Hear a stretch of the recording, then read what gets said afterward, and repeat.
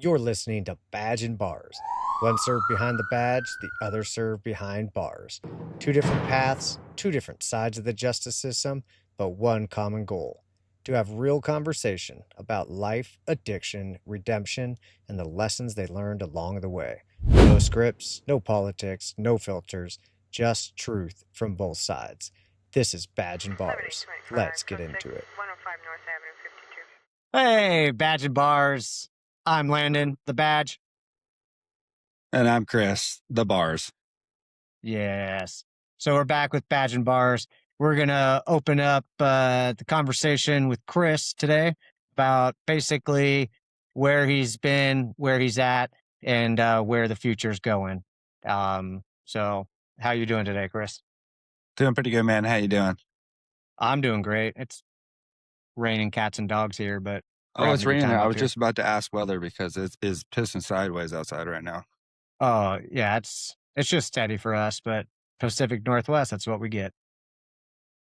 So, yeah, Chris, let's let the viewers really dive in and get to know you today. How's that sound? Let's let's do it. Okay. So, I'll just start with, can you tell everybody about yourself? Yeah, my name's Chris Peterson. I grew up in the East Side, Kirkland. I'd say I lived a normal life, younger. Downfall, we can just jump right into that. Junior high, Sure. 12 years old, started smoking weed, skipping school, the fun stuff, what you think is fun as a kid. Hard drugs, I got into that. Ecstasy, acid, Molly. That was kind of the party phase. What age Once was I hit that? high school. What's that? What age was that? 7th, 8th grade, 14, 15. Okay. And Is then you that got, correct? yeah. 15, 16, I got Oxycontin. I got into opiates. That's where the downfall began. Got into heavy drug use with painkillers, smoking oxys, snorting oxys. You could do them just about any way. You could even put them in your veins. Okay. Needled. Needles, IV drug use.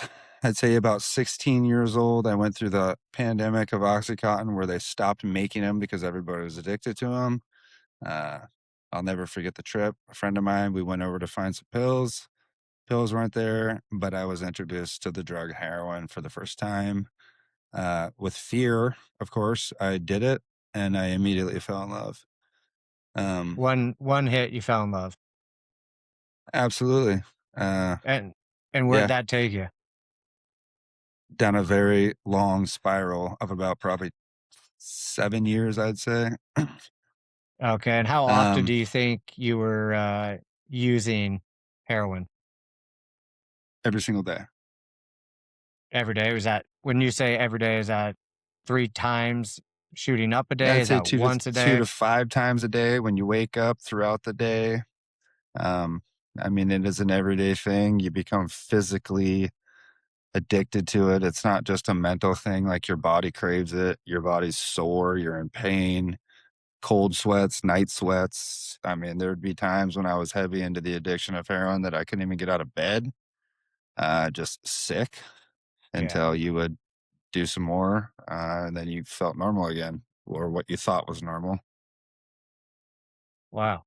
And that was 7 years straight? Yeah, I mean, on and off, but I mean, I had a very rough time up and down with IV drug use. Heroin wasn't the only thing. I was an IV drug user of methamphetamine and cocaine, hippie So you did it flipping, all. and I mean, you do them all together. Ugh. It's a hard not life. It is a hard not life. Like I say, you know, drugs is a party thing. It's fun. In the beginning, I had fun. Towards the tail end, you're literally just trying to survive. Like it's no longer fun. I mean, you're committing crimes to get drugs. You're selling drugs. You What kind are of crimes were you doing to get drugs? dealing substances, so drug dealing, Okay.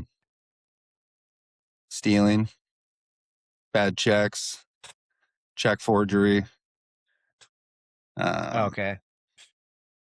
the bad stuff. Yeah. Stuff that can put you in jail. Did you ever serve any jail time? Yeah, so when I was 15, I went to a juvenile institution. I believe the address is 1211 East Alder. It's in downtown Seattle. I don't know if that's correct. Okay. I was 15, went to juvie for the first time. Kept getting in trouble throughout that time frame. In that time frame, I was brought into the juvenile drug court, where they allow you to go through the process. You have the ability to get everything off your record. Of course, never learning my lesson, I continued. I caught another charge when I was 18 years old, still in the program. They sent me to Naso Youth Camp, which is juvenile prison. Where's that? Juvenile life, you are allowed by law to go to a juvenile institution until you're 21. So they sent me away when I was 18 years old. I got 52 weeks, which is a year straight at Naso Youth Camp. I was being held in King County Jail in downtown Seattle at 18. That was a little strange going into county for the first time. Definitely not juvie. Yeah. And it's Real disgusting. men, real people, Yeah, not kids. yeah. I always say juvenile prison is kind of like gladiator school. I mean, it's just a bunch of kids trying to prove themselves. It's fighting every day. Everybody's trying to make a name for themselves. I feel like an adult Yeah. institution is a little more, what is the Intense. word I'm looking for? A little more situated in affiliations and people. Juvie it's a heyday of wild children. And how long did you go to jail for your first time? First time I was in jail about a week. And I've what's been that? Was that for arrested. stealing or? Yeah, theft, possession, a lot of possessions as a kid, which is strange because now weed is legal. Yeah. So, I mean, possessions of marijuana as a minor, consumption of alcohols, a lot of just being intoxicated, getting in trouble by the cops. I've been arrested around 30 times, been to jail probably over 20. Um, I would say all my troubles were severely around alcohol and drug use. And the people I surrounded myself with, the crowd I picked as a group of friends, we were just a bunch of knuckleheads. Yeah. Well, yes. Anybody and everybody doing drugs and stealing are kind of knuckleheads. Yeah. So that makes sense. Okay. So now you're 20. What'd you say? 21? No, I got out. I was about 19, got out, kept going. I didn't quite learn my lesson. My mid 20s, later 20s. I gave up IV drug use. IV drug use was probably 7 to 8 years. I got out. I kind of got out of that. I was still drinking. Quit heavy drugs, drinking. Drinking was my go-to. It's socially acceptable. It's strange. It's like you almost get looked at different these days if you go to the bar and say, "Hey, I got a drinking problem. I don't drink." People kind of look at you weird because Yeah. it's a socially acceptable thing to be a Oh, yeah. raging alcoholic. I lived in the Virgin Islands and that's what it was. It was like normal. Yeah, Okay to do that. But yeah, absolutely. I personally, I think alcohol is one of the worst. I mean, yeah, heavy drugs are bad, but alcohol is ruins families, lives, jobs, bodies, minds. bodies, domestic violence. I'm sure you were involved in a lot of domestic violence and alcohol. It's usually what domestic violence calls was because of alcohol. Yeah. But no, through my drug use, I overdosed 3 times. Um, I have Jeez. literally died, brought back to life, twice in an ambulance. Once I OD'd on heroin, I flopped out and somebody shot me with meth and it literally brought me back to life. Holy cow. Yeah, I woke right back up. What Um, so you overdosed, they shot you with meth to wake you up. You woke up. What Yeah. did you do after that? I was up. I was at it. Just I was high as a walking back kite. down the street, or Oh yeah, I was high as a kite, dude. wow, I that's remember. I mean, dude, it's dark. We went to go get drugs once in Seattle. I flopped out. I was brought into this guy's drug dealer's house for the first time because nobody brought me around because I was a little extreme. yeah. I go in, he lets me come in. I flopped out on his drug dealer's bathroom floor. They Jeez. drug me outside this 3-story apartment, took me to the road, called the cops, sat there and waited for them to come get me, and then they all ran away. Once they saw the cops coming. Once they saw they were here, yeah, the ambulance. Jeez. Yeah, that's a tough life. Yeah, I was just misguided, misdirected. I fell in love with something that was terrible. What do you think got you out of doing drugs? What was your like turn? What made you flop out of it? Uh, well, when I was 19, 20, let's see, 21, 22, I got into commercial fishing. So I started flying up to Dutch Harbor. Hard drugs wasn't really a thing. I was working. Not an option. Still a raging alcoholic. Cocaine was definitely still a thing. But the IB drug use kind of tailed end out there around 21, 22, 20s. That's when I kind of stopped. I'd probably still come home and use, but the constant, no. Mid 20s, still fishing. Had a kid, Tucker, my firstborn son. Yeah. What's that? I said, yeah, Tucker. Old Tucker. Good human. I gave it up. I just kept drinking. I was like, okay, no more drugs. I think I still smoked weed. I probably still did a little bit of cocaine there Yeah. every once in a while, fishing. But the hard drugs, the IV, no, I gave that up. Working, still popping pills. The IV it was gone. I had a couple of really scary incidences. I've OD'd. Best friend of mine, I have been the reason he OD'd. People wanted to try it. I was the one there with them. I shot him up, literally watched my best friend flop right in front of me. And this is Jeez. before, of course, now they have the laws where it's non-prosecution or whatever those laws are. Yes. You can't call the cops and say, hey, my friend's flopped on the ground because they're going to arrest you. Yeah. You better call the So, cops so you save life. yeah, so I mean, I've watched people flop. I've watched people OD'd and died. I've had a gun put in my mouth over a drug deal. Been stabbed. Was it This is all about 6. let's go back to the gun thing. That's a big situation. You just scanned over like it's not really a big deal. So What was that situation? when I was 16 years old, 16 or 17, I was gonna rob somebody for $500. It was a drug deal. We met in Totem Lake at an apartment complex. We met in the back. We drove back to meet the guy. What I didn't know is he had his friend waiting up front. When I left, that guy followed us. We went to go pick my friend up because we were going to leave. That guy followed us. When we were stopped, I don't know the complex. It's right there in Totem Lake. I just Yeah. remember him getting out. He came to the window where I was sitting and put a gun in my mouth and said, give me that money.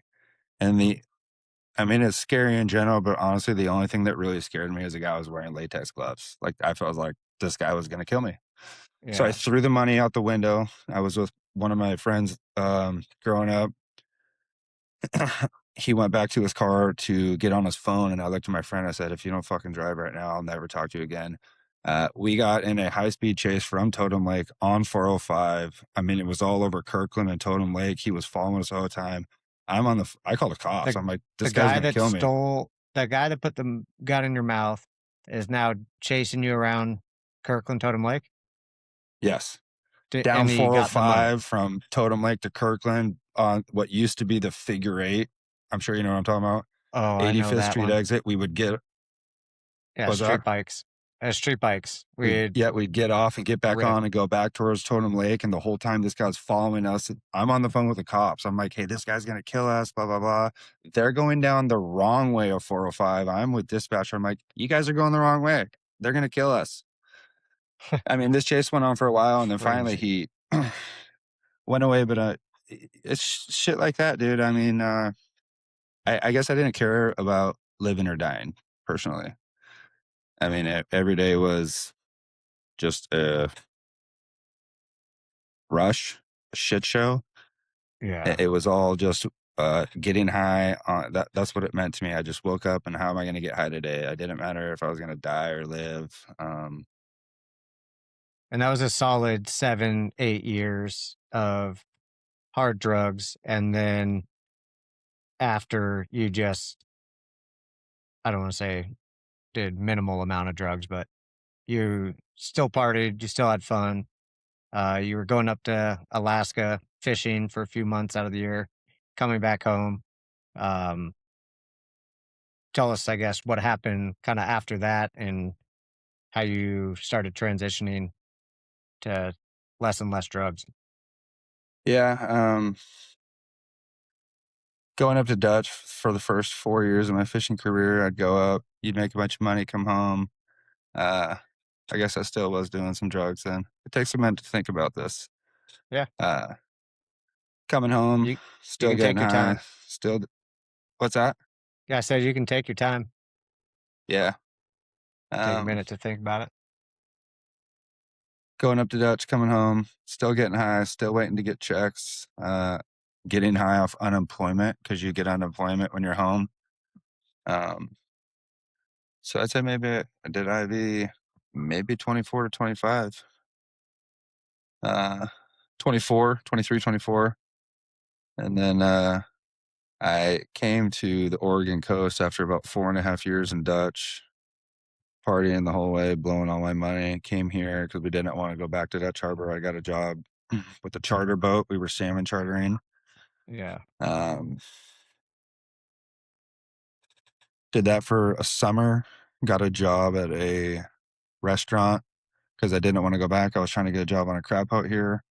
Got a job on a crab boat. And then from there, still popping pills, IV drug use stopped. I was about 26, 25, 26. Met And my you ex say you didn't wife. want to go up to Alaska. You wanted to stay here. Where is here? Here's Astoria, Oregon. And you've been in Astoria since leaving Kirkland? Yeah, about 10 years, 10, 11 years. Okay. Then met my ex wife. We had our first kid, Tucker. Um, IV drug use was gone by when he was born. Still popping pills, still drinking. It's crazy because your kid is pretty much your ride or die. They go through your whole change, when you have a kid, you Yeah. grow up and, I mean, he doesn't know any of this, but I was pretty rough when he was born, still battling. I'd say for the first 4 or 5 years, alcohol towards the tail end, drugs kind of petered off. Um, Hit my late 20s, 28, 29, still drinking, very occasional drug use, smoking weed. 30, 30 years old, we had our second kid by then, my daughter, Jade, 30 years old. It was my daughter's first Christmas. This is so jumbled. I mean, it's everywhere with this drug use, but I mean, real short. My 30s, 30 years old, I got arrested 3 days before Christmas.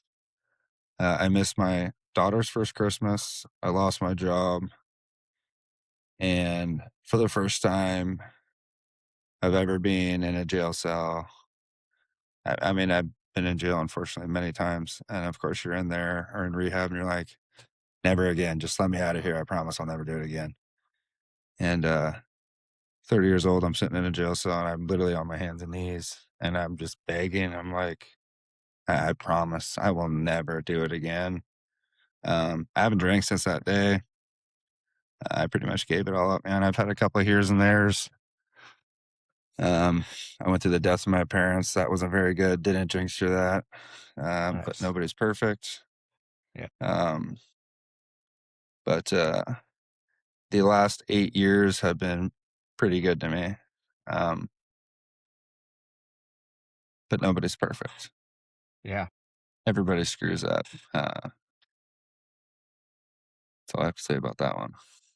And since you said it started getting good, when did you get into dirt biking? What got you into dirt biking? Uh, who got you into it? Can you tell us about that? Yeah, so the last boat I worked on was the Iron Lady. I worked with a guy named Justin Hunt, tattoo artist. He actually lives in Oklahoma now. I did my whole arm, my stomach, other pieces on me. He grew up around dirt bikes. I didn't grow up much around dirt bikes. He got one, and then of course I got one. And I mean, an addict mentality, it just ignited this thing inside me. I was like, this is amazing. Uh, he, what's funny, our first trip, I had a old CRF Honda 450.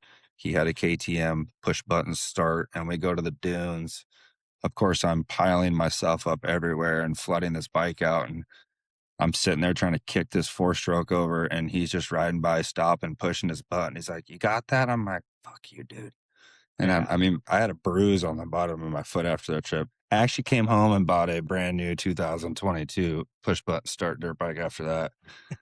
And I mean, me and him, we rode together all the time, dude. It was a blast. Every time we were home, we'd go ride. It was actually really good times. But that's where I met you, through dirt bikes. That was a good fun Yeah. time. It's definitely dangerous as shit. I Adrenaline don't junkie have the sport off for button. I don't sure. know how to ride at 70%. And I'm not a professional motocross racer, but I sure acted like it. Yeah. Oh yeah. It's just, Everybody that rides does.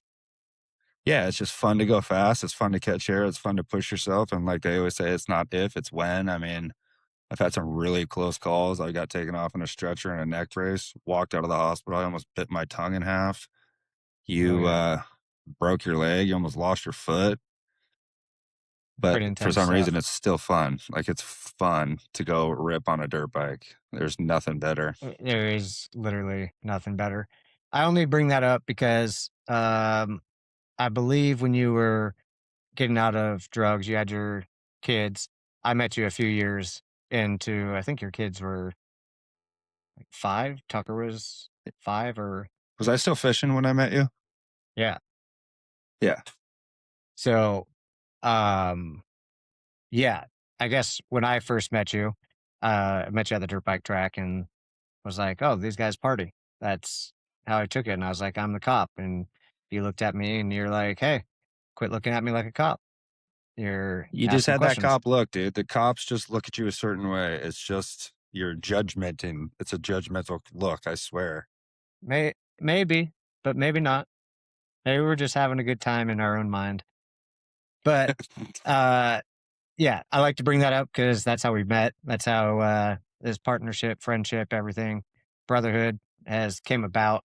And we've traveled back and forth, hanging out with each other, different vacations, different whatevers. I've seen your growth from that stage to now using your addiction to build a business, build your family. Um, can you tell us kind of how the business started, where you got the idea of AWP, and how it all, you know, started? Yeah, so I mean, I'm not gonna lie, fishing was really fun when I got into fishing. It was great. I had no kids, nothing to miss. You go work, you come home, you snort your whole check, you go back to work, you go make more money. It was great. It was a party. Um, Towards the tail end, I had kids, and I mean, there there's different aspects of fishing. There's different people. There's people that make time for their family. There's people that only enjoy being on the water. I've worked with all range of people. Fishing is not bad. It's how you do it. I feel there's people that make time for their family. Like I said, I I think I got tired of watching my life happen through a cell phone. Yeah. To me, there was more to it than that. So I just kind of lost my personal desire for fishing towards the tail end. Hmm. It just wasn't fun to me. I'd quit drinking. I'd quit doing drugs. It just wasn't fun to me anymore. I liked being at home. Uh, about 6 years ago, my dad passed away. My dad's business was Associated Wood Products, AWP. And his hobby was photography. That's what he did when he passed or when he retired. He started doing photography. And when he passed away, me and my sister were up there dealing with everything. I went and said bye to his cold dead body, which was probably one of the most real things I've ever done in my life. And we were going through all his stuff, a couple things there that he had, and he had a bunch of photography gear. And I'll never forget. I was sitting there, I'm looking at my sister because I used to tell my dad, "Hey, you could come to the track. You can make money with these cameras. You can take pictures. You can make money." And he's like, "Yeah, yeah, yeah, yeah." And I looked at my sister in that room and I looked at her and I said, "I'm going to make a business out of this." And she said, "You're fucking nuts, dude. Go back to work." So I brought that stuff home and I started at the tracks, started taking pictures. Sucked, still not the best at everything. There's always something to learn in photography. It's a very in depth skill to have, videography especially. Um, but I started going to the tracks, started taking pictures. I enjoyed it. Then I got into real estate photography. Still fishing at this time. Um, I did that for a little while. I was still on the boat. The boat I worked on, you have a lot of time at home. So I'd come home and I started doing pretty good. I've meeting more real estate agents, doing more houses, kind of figuring out that you can make some money doing it. And of course, I wanted to be home. It's a very eerie feeling to quit your job Hmm. and believe in yourself wholeheartedly that you can live off of something that you just create. Absolutely. But again, I'm an addict that lives on the edge. I wanted to do it and I began doing it. I began becoming busy. Through that time, I would have to cancel stuff to go to work on the boat. Like I was becoming busy. And I remember the guy I worked with, it would just be, he was pretty supportive of it. I was like, man, I want to quit. He's like, you'll know when the time is right. So through that time frame, I was going through a custody battle of my older two kids, and I won that custody battle. I got full custody of my two older kids. I took 2 weeks off for that, and at that point, I was just like, "Fuck it, dude. I mean, I'm just gonna try it." But I mean, the Yeah. worst. You see it all the time. What's the worst that's gonna happen? You try something, you fail, you go back to do exactly what Yeah. you're doing. Worst thing Yeah. is go So back I to what mean, you're yeah, doing. it was terrifying, but I walked away. And it was probably the best thing I ever did. Yeah. That grew. I did that for a couple years. Not everybody's first business that they create is what they want to do for the rest of their life. I truly enjoyed it in the beginning, towards the tail end. I definitely learned a lot about business, a lot about loyalty and people not Yeah. being loyal. Just business in general, dude. Yeah, for It's sure. a I don't even know how to It's a describe battle. that in a word. Huh? It's a battle. It is a battle. Yeah. A lot of people are out for themselves. A lot of people don't believe in loyalty and trust. A lot of people just do it just for money and not a purpose. Anyways, I did that for a couple years, and then you went through your stuff. I kind of tried to get you into real estate photography. I was doing pretty good with that. Yeah. You We got you some definitely got me cameras. into I it, got not you a kind of. camera. Got you into that, and then that kind of didn't really last too long. Then you got into exterior cleaning. Oh yeah. And you did that, and I think that kinda picked up pretty quick for you. It was a grind in the beginning, and then you tried to get me into it, and I'm like, "Yeah, you're fucking nuts, dude. I don't know." And then, I got a tax return that year because I had finally paid off all my past due taxes from being a fisherman. Because when I walked off the boat, I owed about $47,000 to the IRS in the state of Oregon, which I then paid off, cleared my name. So I got a tax return and we found this trailer and you were just like, dude, that's the sickest trailer you could ever get from the beginning. It has everything. It's just this. So here's this blown up image in my head. I was like, yeah, I got the sick trailer. So I buy it, do nothing with it. It sits in the driveway, no drive, have no idea what's going on. Yep. Scared, unknowing. Yeah, unknowing. And I think the turning point for that, we went to that business seminar in Scottsdale, Arizona, Grant Cardone and Brandon Dawson. And I just listened to these guys who were fuck ups, just like me, who got Yeah. in trouble, didn't want to obey the rules. And now they're literally rich. And I'm not saying I want to be rich. I mean, who doesn't want to be rich? You want to be wealthy. But I mean, they're self-made, dude. They just they stop listening to doubt and people telling them that they couldn't do stuff, and they chase something and they never stop chasing that vision that they had. And I And will no one never tells them forget no. it. I landed in Portland from that trip and I fucking ran to my truck. Like I ran to my truck and I don't think I've stopped since that day because Can I back you up? yep. We didn't even land in Portland and we were already getting business. We were in the airport and we met the guy that was flying back to Portland who owned the dentistry. And Yep. we got a job to work together down in Portland to clean up his dentist office. Absolutely. So your fire, and I saw it from my side watching you, like, oh no, who's going to keep up with Chris? This is going to be intense. That's all I kept thinking. It's like, well, the afterburners are on and it's time to kick it into gear. And I think that really did blow us up in the aspect of seeing other people, hearing other companies that are making multi-million dollars, but really taking home $20,000 a year. And just like, why are we not doing that? Why can't we? And nothing can stop us. Once you flip your mindset, you change the outcome.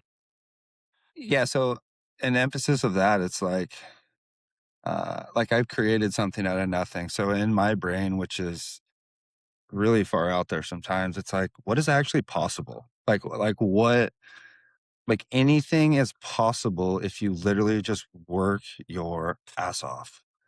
Like, Yeah. I mean, last month I did 130-hour work weeks, like to the point where I needed to go to the hospital. I was so sick.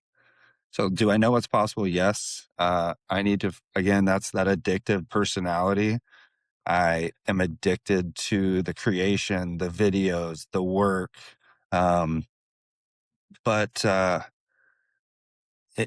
you will burn yourself out.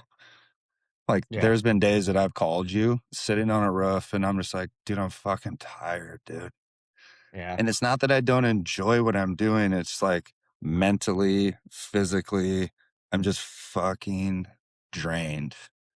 Yeah. Well, that's part of too, is I believe, the addiction, the passion towards actually doing the jobs. You don't just like the work. You like doing the jobs. You like talking to the customers. You like making the videos. You like the follow up. You like social media. I mean, you have 67,000 followers on social media.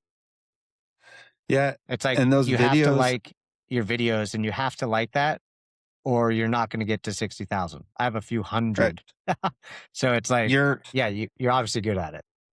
your verbiage of it really is fitting. It's not, it's about the journey. So like, I was a fisherman, dude, and I hated front and center. I hated putting myself on attention. I still have that first video I did, and it's like, I'm sitting there and I'm recording this video, and I'm just like, I look like a fucking idiot. I look like an idiot. I'm walking around holding my phone. People are looking at me. They're like, what are you doing? I was like, I have no fucking idea, dude. I'm making a video. And I sat there on publish again for like 40 minutes. And I'm like, what am I doing, dude? I look like an idiot. And I published it because I just said, who cares? Who Yeah. cares? I'm going to publish it. And I kept making these videos and I kept feeling like an idiot. And then I was somewhere, I forget where it was, Home Depot or whatever, and somebody said, "Hey, dude, I've seen your videos." And it just clicked. It's like, who Yep. actually cares? Yeah. You know? And then people start asking me, and like, I enjoy making the videos. I think it's fun. The last video I did with Tucker, it was actually really fun because we're sitting there, and Yes. when we're done, he's like, "This is fun, Dad. Like, you can just watch this stuff wash off the building." I was like, "Satisfying, isn't it?" Like, it really Yeah. is satisfying when you go to this really dirty building and you're washing it, and then you wash it. I mean, you're watching it change and rinse off. It is visually satisfying for sure. Yeah. So,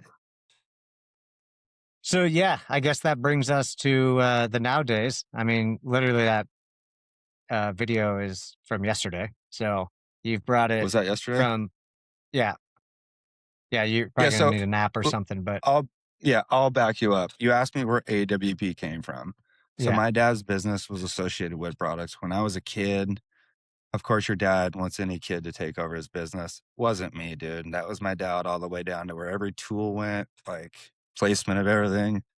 Um, my dad was a great craftsman. He was good at work, but he passed away. And then when I started that first business, my photography business, AWP, that's where Action Works Photography came from because yeah, I wanted to name it after him. And then when I started the exterior cleaning business, AWP again, AWP Exterior Cleaning. Um, that's where that name came from. It means something to me. Um, there's no it's a backstory behind legacy. it other than it was my dad. So it's like the video with Tucker. It's like I put a reference of a picture of me in my dad's shop. Yeah, My dad worked a lot. He enjoyed what he did, but I was also there with him. So it was cool to have Tucker there. And I think I'm gonna have him there a lot more this summer because he had fun. hmm, It's not even about like making any money. I just think he's having fun being there with me, doing yeah. it, hanging out with his dad, working with his dad. So um, I could see his the body generator language from my in the father is where videos. AWP came from. Yeah, yeah, exactly. And legacy wise, keeping it going. Yeah, Uh, your dad kind of turned your stuff around with business wise, like gave you the opportunity for that, and then just keeping it going is pretty awesome. And like I was yeah. There was saying and cut you off, is you're seeing your son's joy in making the video and trying to act like you and how you run behind and do everything. It was awesome to see. Tucker is just like getting after it and yeah, liking being with his dad. So that was awesome. yeah. The whole I think my story was a little jumbled, the whole drug use, but you know, mainly when I was a kid, I was lost. I didn't have a purpose. I was just a drug addict, dude. It's fun in the beginning, and then I got deep.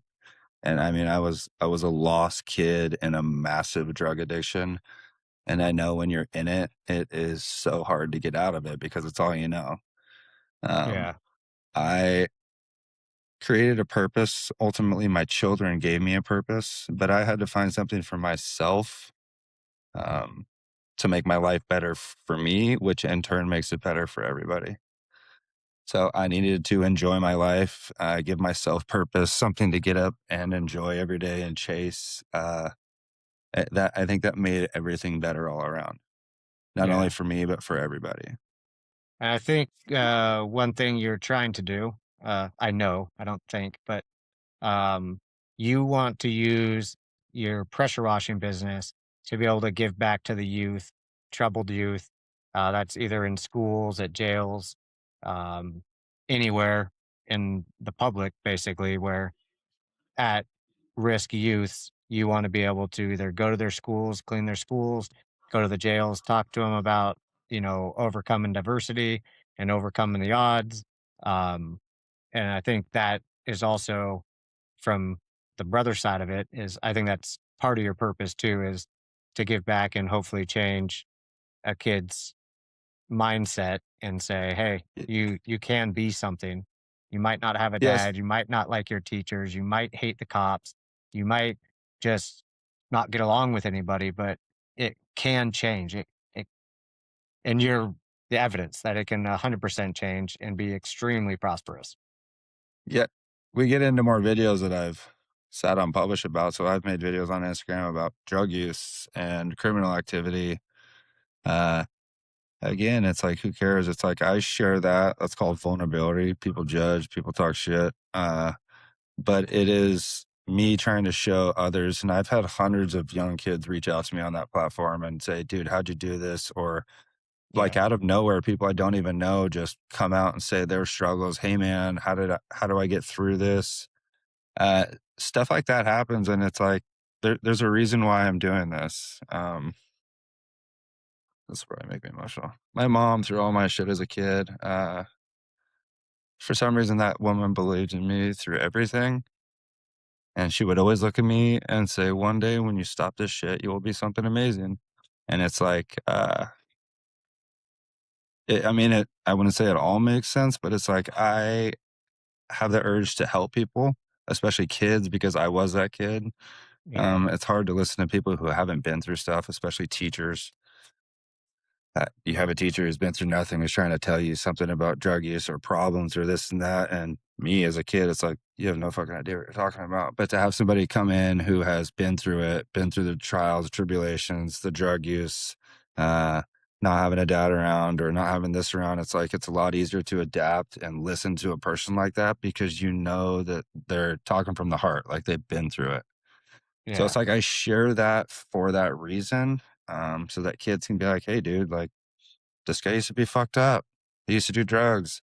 He's been to jail. He's been through all this, and he has a business that supports his family, and he does what he wants. And when I say I do what I want, it's not that I just live a freedom life. Like I work my ass off, but at the same time, if I want to go for a Harley ride with you on a weekend, I'm gonna book that out. We're gonna go for a Harley ride because we get to do what we want. But at the same time, me and you grind, dude. Like I Hmm. love that aspect of business. I love the work aspect. But if we ever just wanna do something, we have the ability to do that, and that's, like, the beauty of it, like Yeah. and where we have to remind each other, it's like, we have to remember why we did this because I'll work every day because I love that aspect, but at the same time, you gotta take some time for yourself, which is hard to do sometimes because the grind is addicting.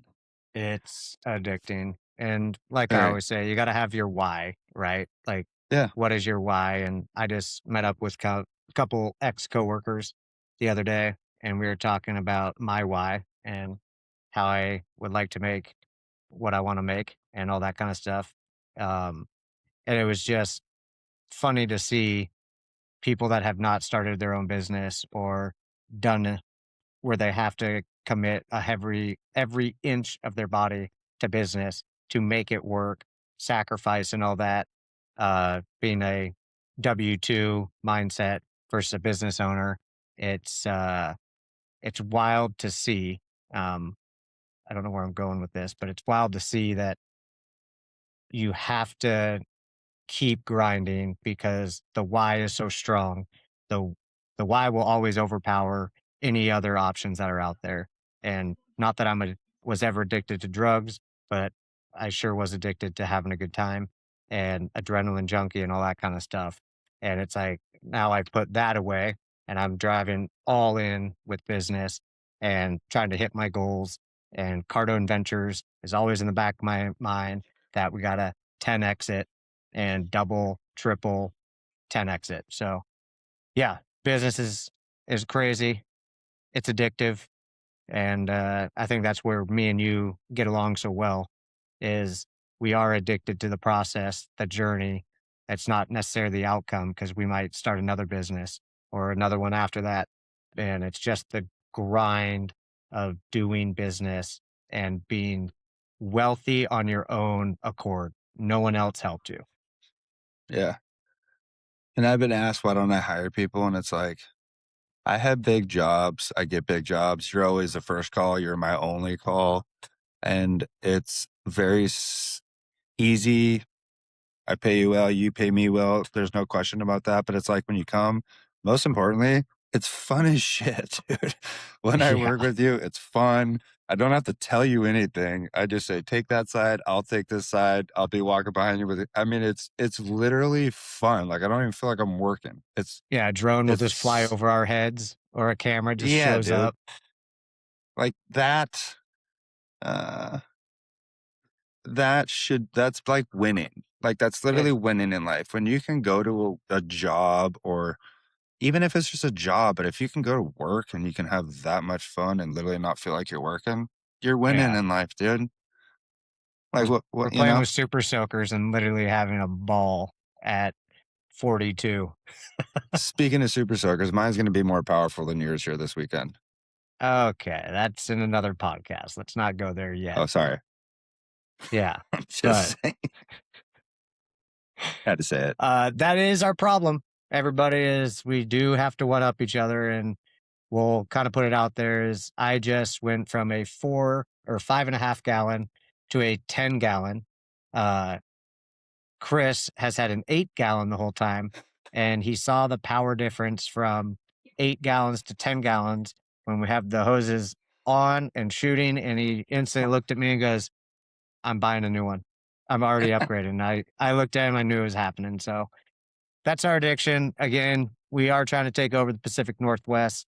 That's us. We're going to grind. We're going to do it.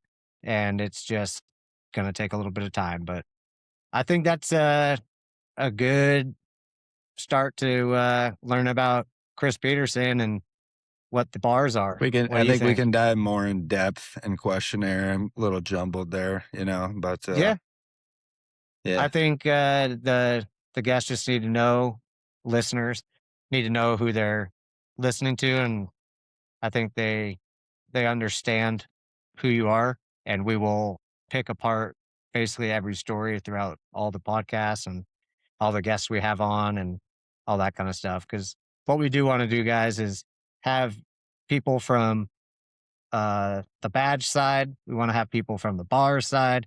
We want to have teachers on. We want to have a bunch of variety and guests on this podcast that have different views of the same topics, just from different point of views. So, like has been behind bars. I've been behind the badge. We're basically best friends, working together, crushing life, and everybody has no idea how did these two guys come together. I think it's the drive, the addiction, the honesty, and just coming together at the right time, meeting each other dirt biking. Yeah, I was like, this guy's crazy and he's a party animal, and he's like, yeah, this is a cop. Quit looking at me like a cop. But I think it was perfect timing. It blossomed into something awesome, and Badge and Bars has started, and we're only going to go up from here. What do you think? I like it. Yeah, nothing. What do I think? Yeah, what do you We think? are going up from here. That's the only way to go, dude. Is up. Okay, let's figure this one out. If you had one quote you could tell somebody today, what would you tell them today? One quote. If you're going to walk by somebody and you're just happy as a clam and you just want to say one quote to them, what would you give them? You are what you digest. Solid. As in, like, do I need to emphasize that? No, you are what You you are who you digest. surround yourself with. You are who you digest. You hang around such, you're going to be such. Hang around that, you're going to be that. You are who you digest. That's exactly why we're homies. That is, everyone that knows me will know that this is my quote all the time. You are what you eat. That's hilarious that was your quote, because I say you are what you eat. It's what you take in through your ears, what you take in through your eyes, what you take in through your mouth, through your nose, all of that. You are what you eat. You're just going deeper into digesting. So solid. I like that quote. Yeah, you like that? Okay. Well, let's wrap it I up got one here more with if you want Badge and one. Bars. What? I said I got one more if you want one. Oh, give us two. Let's flow. Procrastination is like masturbation. You only fuck yourself. Who have you heard that from? You. Weird. Okay. Well, I think this is a good wrap. We got in 50 minutes here on learning about Chris Peterson, and we're wrapping it up here with Badge and Bars. Tune in to our next episode. You're listening to Badge and Bars One served behind the badge, the other served behind bars. Two different paths, two different sides of the justice system, but one common goal: